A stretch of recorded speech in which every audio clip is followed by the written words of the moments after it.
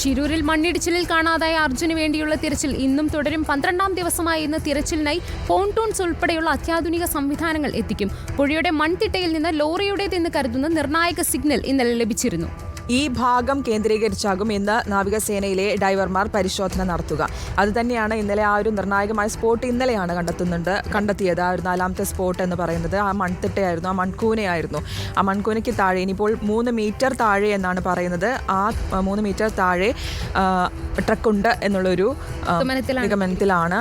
നിഗമനം അത് നമുക്ക് പൂർണ്ണമായിട്ടും ഇന്നാണ് ആ ഒരു തെരച്ചിലും അടക്കമുള്ള കാര്യങ്ങളിലേക്കൊക്കെ കടക്കുന്നത്. അപ്പോൾ തെരച്ചിലിനായിട്ട് എന്തായാലും അത്യാധുനിക സംവിധാനങ്ങളടക്കം ഉണ്ട് ഇന്നത്തെ തെരച്ചിലിനായിട്ട്. ഓരോ ദിവസം നമുക്കറിയാം, ഓരോ ദിവസം തെരച്ചിൽ നടത്തുമ്പോഴും ഇതുപോലെ പല ഉപകരണങ്ങൾ കൊണ്ടുവന്ന് കൃത്യമായിട്ടുള്ള പരിശോധന നടത്തുന്നതിൽ നിന്നാണ് ഈ സിഗ്നൽ ലഭിക്കുന്നതും അവിടെ ഉണ്ടാകും, എവിടെ ഉണ്ടാകും എന്നുള്ള തരത്തിൽ ഓരോ ഘട്ടത്തിലും നമ്മൾ തെരച്ചിൽ നടത്തിക്കൊണ്ടിരിക്കുന്നത്, ഒരു പ്രതീക്ഷയോടെയുള്ള തെരച്ചിൽ നടത്തിക്കൊണ്ടിരിക്കുന്നത്. ഇന്ന് ഏതായാലും ഡൈവർമാരെ ഇറക്കി ആ സിഗ്നൽ ലഭിച്ച സ്ഥലം കൂടുതൽ ആഴത്തിൽ പരിശോധിക്കാൻ തന്നെയാണ് തീരുമാനം. അതുൽ പിള്ള, ഡിഫൻസ് PRO ഉൾപ്പെടെയുള്ളവർ നമ്മളോട് ഇന്നലെ സംസാരിച്ചതിൽ നിന്നും വ്യക്തമാക്കിയത് ഡൈവർമാരെ പുഴയിൽ ഇറക്കിക്കൊണ്ട് നടത്തുന്നത് ഒരു തിരച്ചിലിൽ മാത്രമേ കൃത്യമായ ഒരു ലക്ഷ്യത്തിലേക്ക് നമുക്ക് എത്തിച്ചേരാനായിട്ട് സാധിക്കൂ. പ്രത്യേകിച്ചും ഈ 4ാമത്തെ സിഗ്നൽ ലഭിച്ച പോയിന്റാണ് ഇപ്പോൾ ഏറെ നിർണായകമായിരിക്കുന്നത്. നമ്മളറിയാം ഓരോ ദിവസം, അതായത് ഇപ്പോൾ 12ാമത്തെ ദിവസമായി, ഒരാഴ്ച പിന്നിടുമ്പോൾ നമ്മൾ വയ്ക്കും ഇന്ന് എന്തായാലും ഒരു റിസൾട്ട് ഉണ്ടാകും, ആ ഒരു ഫലത്തിലേക്ക് നമ്മൾ എത്തുകയാണ് എന്നുള്ളത്. പക്ഷേ ആ ഒരു പിന്നീടുള്ള ദിവസങ്ങളിൽ നിർണായകം തന്നെയായിരുന്നു. കാരണം ഓരോരോ വിവരങ്ങൾ കൃത്യമായിട്ട് നമുക്ക് ലഭിച്ചുകൊണ്ടിരിക്കുകയായിരുന്നു. ഓരോ ദിവസവും കൃത്യമായിട്ടുള്ളൊരു വിവരത്തിലേക്ക് എത്തുന്നു. അതിനുശേഷം ആ ഒരു അർജുനിലേക്ക് നമ്മളുടെ ദൂരം കുറയുന്നു എന്ന് നമ്മൾ കരുതുന്നു. അതിനിടയ്ക്കാണ് നമുക്കറിയാം മരത്തടി അടക്കം കണ്ടുകിട്ടുമ്പോൾ നിർണായകമായിട്ടുള്ള വിവരമായിരുന്നു അതിനുശേഷം ഉണ്ടാകുന്നത്. ഇന്നലെ തെരച്ചിൽ നടത്തുമ്പോഴും ആ 3 സ്പോട്ടായിരുന്നു കഴിഞ്ഞ 2 ദിവസം മുൻപ്. 10ാമത്തെ ദിവസം നമ്മൾ കണ്ടെത്തിയത് 3 നിർണായക സ്പോട്ടുകളായിരുന്നു. അതിനുശേഷമാണ് ഇന്നലെ നമ്മൾ 4ാമത്തെ സ്പോട്ട് വീണ്ടും കണ്ടെത്തുന്നത്. പ്രധാനമായും ഈ തിരച്ചിലിന് വെല്ലുവിളിയായി തുടരുന്നത് ഷിരൂരിലെ കനത്ത മഴ തന്നെയാണ്. നമുക്കറിയാം ഓറഞ്ച് അലർട്ടാണ് ഷിരൂരിൽ ഇന്നലെ ഉണ്ടായിരുന്നത്. ഇന്നും മഴ മുന്നറിയിപ്പ് 3 ദിവസം തുടർച്ചയായിട്ട് ഓറഞ്ച് അലർട്ടാണ് പ്രഖ്യാപിച്ചത്. ഈ കനത്ത മഴ തന്നെയാണ്, കാലാവസ്ഥ പ്രതികൂലമായത് തന്നെയാണ് തീർച്ചയായിട്ടും ഈ ഒരു രക്ഷാദൗത്യത്തിന് തിരിച്ചടിയായിട്ടുള്ളത്. ഈ ഒരു ദിവസങ്ങളിലൊക്കെ തിരിച്ചടിയാനുള്ള പ്രതിസന്ധി സൃഷ്ടിക്കുന്നത്. ഒപ്പം ഈ അടിയൊഴുക്ക് ഭയങ്കര നിർണായകമായിട്ടുള്ള ഒരു പ്രശ്നം തന്നെ, പ്രതിസന്ധി തന്നെയാണ് അവർ നേരിട്ട് കൊണ്ടിരിക്കുന്നത്. നമുക്ക് എന്തായാലും ഈ വാർത്തയുടെ വിശദാംശങ്ങൾ നൽകാൻ മുബഷീർ P. അക്ബർ ഉണ്ട് ഷിരൂരിൽ നിന്ന്. Mubashir, good morning. എന്തായാലും ഇന്നത്തെ തിരച്ചിലും തുടരുമ്പോൾ ഇന്നിപ്പോൾ അത്യാധുനിക സംവിധാനങ്ങൾ അടക്കം കൊണ്ടുവന്നിട്ടുള്ള ഒരു പുതിയൊരു തിരച്ചിലേക്ക്, പുതിയൊരു നിർണായക ഘട്ടത്തിലേക്കാണ് കടക്കുന്നത്. അവിടെ നമുക്കറിയാം ഇന്നലെയാണ് ആ 3ാമത്തെ സ്പോട്ട് കണ്ടെത്തിയത്. ആ 4ാമത്തെ സ്പോട്ട് കണ്ടെത്തി മൺകൂനയ്ക്ക് താഴെയുണ്ട് എന്നുള്ളൊരു നിഗമനത്തിലേക്ക് എത്തുന്നത്. എന്തായാലും ഇന്നിപ്പോൾ തിരച്ചിൽ ഏത് രീതിയിലായിരിക്കും, എങ്ങനെയായിരിക്കും, എത്രത്തോളം നിർണായകമാണ്?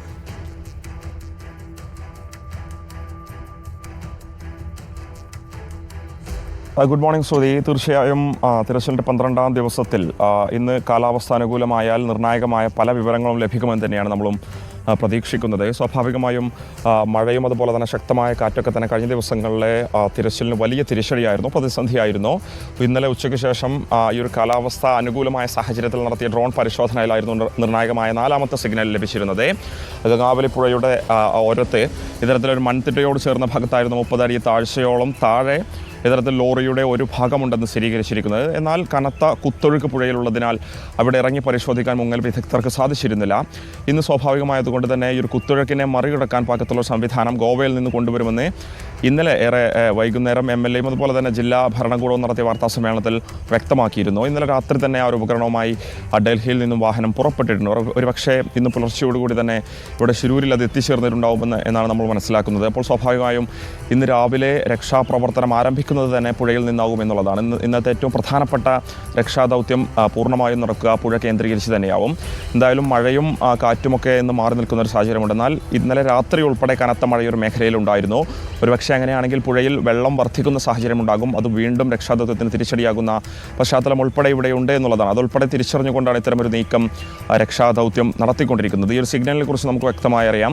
കഴിഞ്ഞ ദിവസങ്ങളിലൊക്കെ തന്നെ ഈ ഒരു സിഗ്നലുമായി ബന്ധപ്പെട്ട പ്രാഥമിക പ്രവർത്തനങ്ങൾ ആ ഒരു മേഖലയിൽ നടത്തിയിരുന്നു. പ്രദേശവാസിയ ഒരു വ്യക്തി ഈ ഒരു മേഖലയിൽ മണ്ണിടിച്ചിലുണ്ടാകുന്നതിന് മുൻപ് ഒരു വാഹനം അവിടെ ഉണ്ടായിരുന്നു. പിന്നീട് മണ്ണിടിച്ചിലുണ്ടായ സമയത്ത് ഒരു വാഹനം അങ്ങോട്ട് മറിഞ്ഞതായുള്ളൊരു സംശയം വെളിപ്പെടുത്തലായി തന്നെ നടത്തിയ സാഹചര്യത്തിലായിരുന്നു മേജർ ഉൾപ്പെടുന്ന ഉദ്യോഗസ്ഥരുടെ നേതൃത്വത്തിൽ ആ ഒരു മേഖല കേന്ദ്രീകരിച്ച് കേന്ദ്രീകരിച്ച് പരിശോധന നടത്തിയിരുന്നത്. തുടർന്ന് കഴിഞ്ഞ ദിവസം പ്രാഥമികമായി അവിടെ ചില വാഹനത്തിൻ്റെ ഭാഗങ്ങളുണ്ടെന്ന് സ്ഥിരീകരിക്കുന്നു. ഇന്നലെ വൈകിട്ടോടുകൂടി നടത്തിയ ഡ്രോൺ പരിശോധനയിലാണ് ട്രക്കിൻ്റെ ഒരു അവശിഷ്ടം, ഒരു ഭാഗം തന്നെ ഈ ഒരു മൺതിട്ടയ്ക്ക് താഴെ 30 അടിയോളം താഴ്ചയിലുണ്ടെന്ന് സ്ഥിരീകരിച്ചിരിക്കുന്നത്.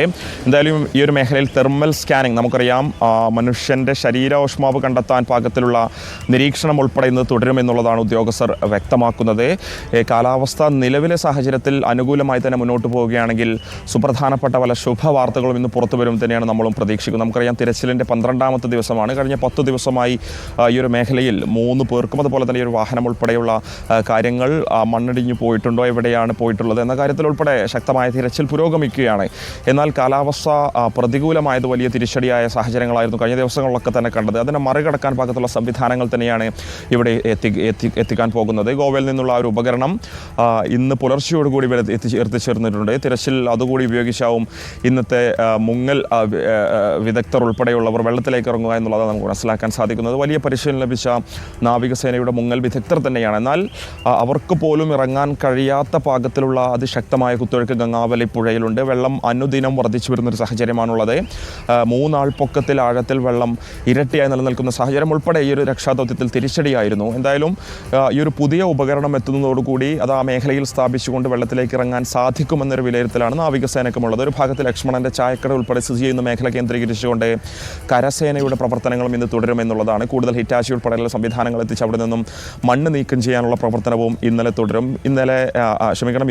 ഇന്നലെ ഏറെ നേരം ആ ഒരു മേഖലയിൽ മണ്ണ് നീക്കം ചെയ്തിരുന്നു. എന്നാൽ പുഴയിൽ നിന്നും കണ്ടെത്തിയതുപോലുള്ള സിഗ്നലൊന്നും തന്നെ ലക്ഷ്മണൻ്റെ ചായക്കട കേന്ദ്രീകരിച്ചുള്ള മണ്ണ് നീക്കം ചെയ്ത പ്രദേശത്തൊന്നും കണ്ടെത്താൻ സാധിച്ചിരുന്നില്ല. എങ്കിലും ആ മേഖലയിൽ ചില ഭാഗങ്ങളുണ്ടെന്ന് തന്നെയാണ് ഈ നാവികസേന, കരസേന ഉൾപ്പെടെയുള്ള വിഭാഗങ്ങൾ വിശ്വസിക്കുന്നത്. അതുകൊണ്ട് തന്നെ ഇന്നും ആ ഒരു മേഖല കേന്ദ്രീകരിച്ചുള്ള തിരച്ചിൽ തുടരുമെന്ന് തന്നെയാണ് മനസ്സിലാക്കാൻ സാധിക്കുന്നത്. ഏറ്റവും പ്രധാനപ്പെട്ട തിരച്ചിൽ ഗംഗാവലി പുഴ കേന്ദ്രീകരിച്ച് തന്നെയാവും. സ്വാഭാവികമായും കാലാവസ്ഥയും ഈ ഒരു തിരച്ചിലിന് വേണ്ടി കൂടെ നിന്നാൽ ഒരു പക്ഷേ ശുഭകരമായ വാർത്തകളൊക്കെ തന്നെ ഇന്ന് പ്രതീക്ഷിക്കാം. മറുഭാഗത്തെ സംസ്ഥാനത്തിൻ്റെ പ്രതിനിധിയായി മന്ത്രി PA മുഹമ്മദ് റിയാസും ഇന്ന് ഇവിടെ ക്യാമ്പ് ചെയ്ത് ഇരു തെരച്ചിലിനൊക്കെ തന്നെ ഏകോപനം നിർവഹിക്കുന്നുണ്ട്. അദ്ദേഹം ഇന്നലെ പറഞ്ഞത് നമുക്ക് മുന്നിലുണ്ട്, എല്ലാ തരത്തിലുള്ള സഹകരണവും കേരളത്തിൻ്റെ ഭാഗത്തുണ്ടാവും, തിരച്ചിൽ അവസാനിപ്പിക്കരുതെന്ന് കേരളം തന്നെ കർണാടകത്തോടെ അഭ്യർത്ഥിച്ചിട്ടുണ്ടെന്ന് അദ്ദേഹം വ്യക്തമാക്കിയിരുന്നു. അതേസമയം തിരച്ചിലൊന്നും തന്നെ നിർത്താൻ പോകുന്നില്ല. വളരെ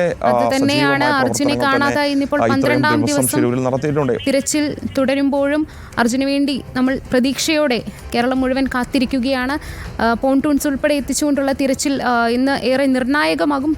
പുഴയുടെ മൺതിട്ട കേന്ദ്രീകരിച്ചാവും ഇന്നത്തെ തിരച്ചിൽ. മന്ത്രിമാരുൾപ്പെടെ ഷിരൂരിൽ ഉണ്ട്. ഏതായാലും കൂടുതൽ വാർത്തകൾ വരും മണിക്കൂറുകളിൽ ഷിരൂരിൽ നിന്നുള്ള തത്സമയ അപ്ഡേറ്റുകൾ പ്രേക്ഷകരിലേക്ക് എത്തിക്കുന്നതായിരിക്കും. ആ ഒരു അപ്ഡേഷൻ വരുന്നതിനനുസരിച്ച് നമ്മൾ വീണ്ടും ഈ വാർത്തയിലേക്ക് തന്നെ എത്തുന്നതായിരിക്കും. മുബഷീർ P. അക്ബറാണ് അവിടെ നിന്നുള്ള വിവരങ്ങൾ ഇപ്പോൾ നൽകിയത്.